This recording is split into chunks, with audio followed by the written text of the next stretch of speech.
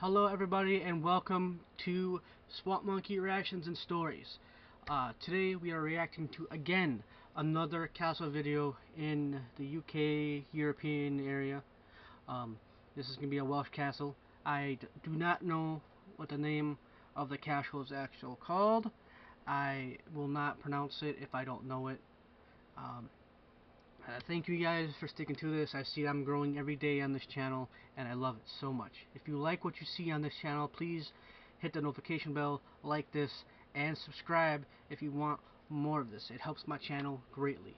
I also have a channel over on Twitch and I hope you guys can come over there and enjoy that. I also have content on TikTok and I do have social media, which is in my channel's information wherever you decide to click.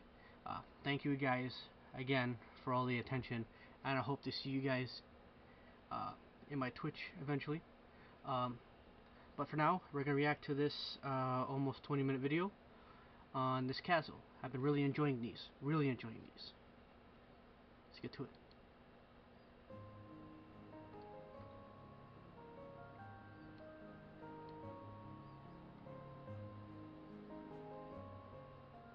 Hey everyone and welcome back to the channel.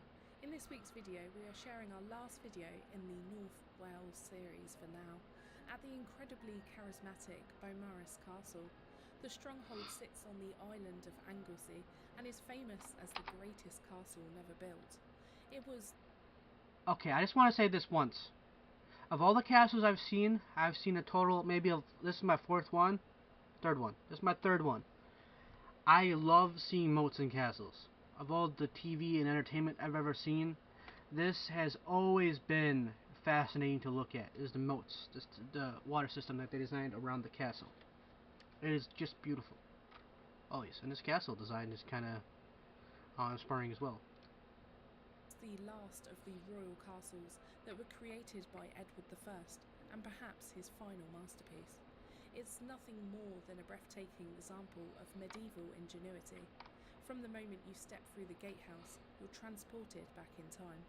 The perfectly symmetrical design, the towering walls, and the still water moat create an air of awe-inspiring power. So why not join us as we visit Beaumaris Castle? From 1285 onwards, Edward poured huge amounts of money into building an iron ring of castles across the coast of North Wales. Beaumaris then is a sister to Edward I's other Welsh fortresses, which include Caernarfon, Conwy and Harlech. It was the last to be built, and in some ways is the pièce de résistance of Edward I's exciting work. The genius behind Beaumaris Castle, and the majority of Edward I's Welsh castles, was the architect Master James of St George. Master James had masterminded the mighty towers of Harlech Castle and the walls of Caernarfon, which wrap around the town and the castle too. Edward I almost certainly chose this site in around 1285, around the same time that he selected the locations in Harlech and Conwy Castle. However, for strategic reasons and sheer financial pressures, he started building those first. As a result, when it came to building Beaumaris in around 1295, Master James had learned a great deal from those neighbouring castles. The style of Beaumaris is best described as a concentric design, or a castle within a castle. It's made up of a phenomenally strong 4.7 metre thick outer curtain wall, which encircles the equally well defended inner castle. In actual fact, Beaumaris is undoubtedly the world's best example of a concentric castle design. It was a method of building which maximised the castle defences. First of all, the outer concentric wall was shorter than the inner, to give archers a vantage point against oncoming enemies. The only route of access into the castle would have been through the drawbridge that we first entered into. And if you saw some of those windows, you pay attention to those windows. Some of them have those crosses on those. Those were have a specific design to them. If I know my castles, they were meant for archers shooting out those windows. Enough space so an arrow can get through, but also so arrows couldn't easily penetrate through that window. All the designs were very specific on what they wanted with artistic design and, you know, what do you call it? With designs that are meant to do something too. Like they're purpose built, but also purposely built to be beautiful. Then to turn directly right into the Barbican Like, and look at onto that. the South Gatehouse, which we are now walking through. This design was meant to make the castle almost impregnable. Once through the gates, an attacker would still have to face a further 11 obstacles before entering the heart of the castle. This included the Barbican, further murder Look at that holes, courtyard. 3 portcullises, and several sets of doors. If the daunting prospect of the gate passage proved too much, the would-be attacker caught hesitating between the inner and the outer walls would not have survived for very long. There would have been around 164 arrow slits in the inner wall, designed so that arrows could rain heavy crossfire, which would have poured down from all directions. Like I A said, huge amount of work was undertaken in the first summer, with an average of 1,800 workmen, 450 stonemasons, and 375 quarriers on the look site. at that work on that. This consumed around £270 a week in wages, and then the project rapidly fell into arrears, forcing officials to issue leather tokens instead of paying the workforce with normal coinage. The centre of the castle was filled with temporary huts to house the workforce over the winter. The following spring, Master James explained to his employees some of the difficulties and the high costs involved. After this, the construction slowed down during 1296, although debts continued to build up, and work dropped off further the following year, stopping entirely by the 1300s. By when around £11,000 had been spent, the halt was primarily the result of Edward's new wars and focus in Scotland, which had begun to consume his attention and financial resources. But it left the castle only partially complete.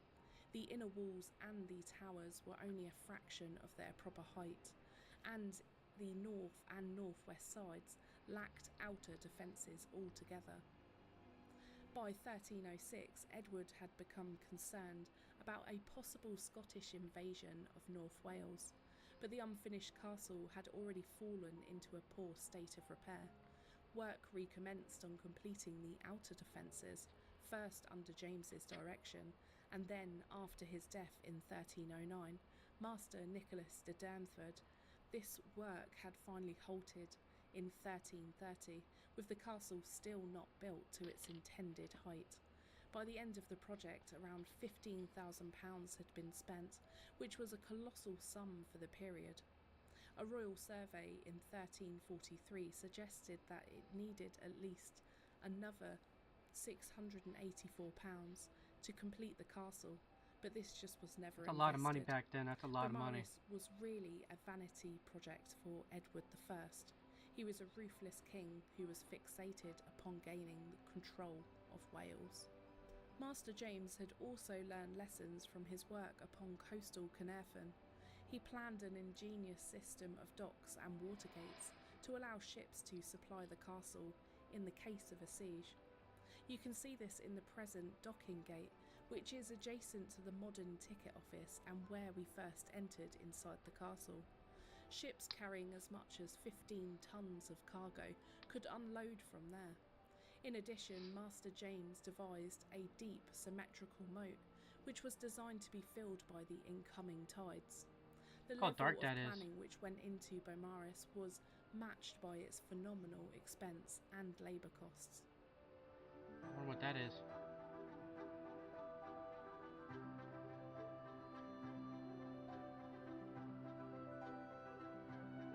Ooh, looks like a stairwell. Pretty sure that's what that was.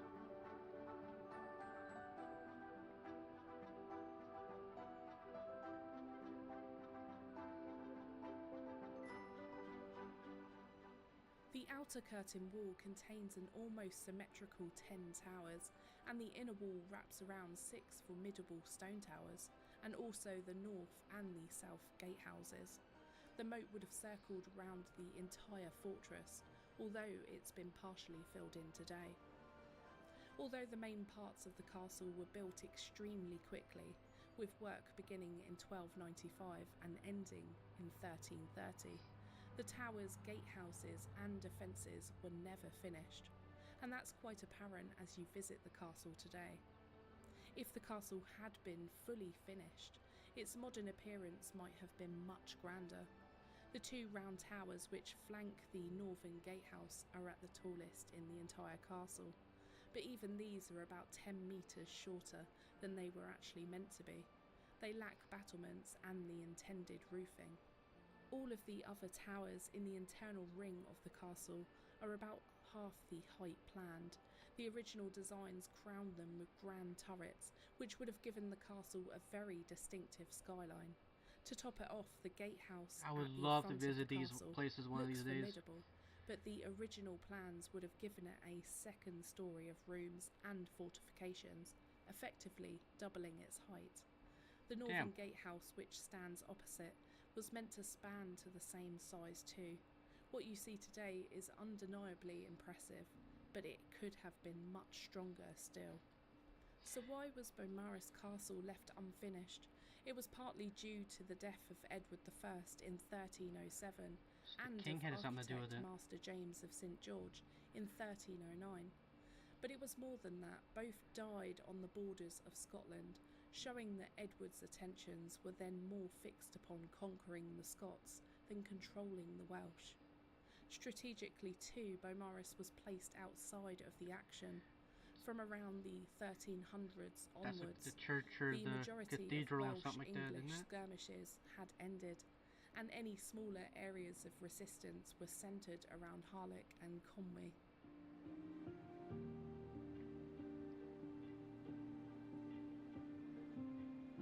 See the outside inner courtyard. As we make our Beautiful. way through the internal passageways, we visit the beautiful chapel. There's a Within chapel. the eastern curtain wall, it's Cathedral worth is a what? visit alone. A moment Like a theatre, isn't it? experiencing the beauty inside this room, mixed with so much peace, is quite unexpected, especially within the walls. Can't There believe are that 5 class is lancet still alive. windows, some incredible and exquisite carvings, and a vaulted ceiling.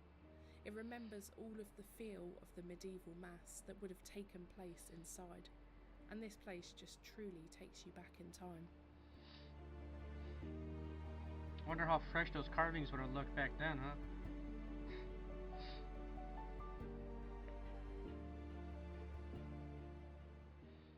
The castle suffered no significant siege until around 1403, where the Welsh besieged the castle during the revolt led by Owain Glyndwr against English rule.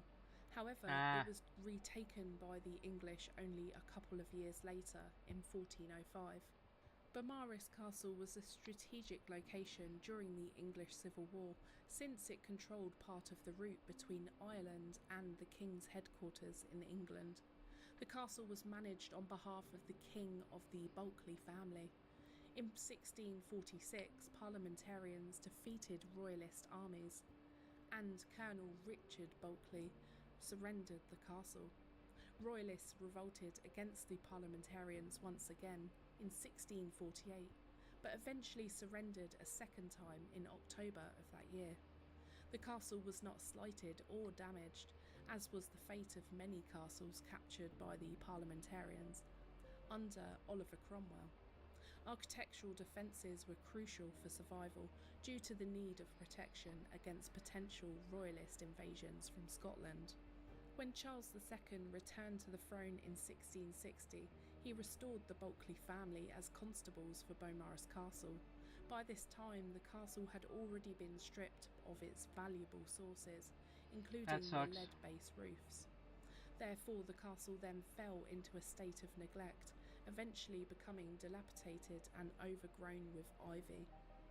In 1925, Richard Williams Bulkley gave the castle to the Commission of Works, which performed restoration work, including removing vegetation, repairing the stonework and excavating the moat. It's perhaps ironic that the most impressive concentric castle in the world never had to prove the value of its own design. It's also somewhat sad that the mighty plans of the castle were never fully realised.